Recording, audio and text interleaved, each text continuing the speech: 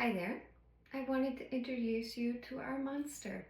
It is one of our most popular boards and it is terrific for acting as a breadboard, as a butter board with then crackers and cheese and all sorts of different things you can dip into. Also works great for laying up hamburgers or tacos, and you'll see with us with playing with that a little bit over the next few weeks. But the Monster board is a really terrific board, and when it's not in use, it's got this lovely handle so that it can hang, beautifully from a hook when not in use, or you can always put it up on the backsplash. But it's a terrific board that's very versatile for entertaining and both, and for full culinary function in the kitchen.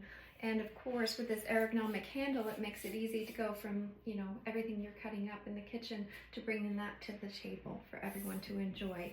So this is available in cherry as well as maple, which you see here, and American black walnut, which is that deep chocolatey brown wood. So it is all domestic hardwoods, and they are strictly treated with food safe oil and wax.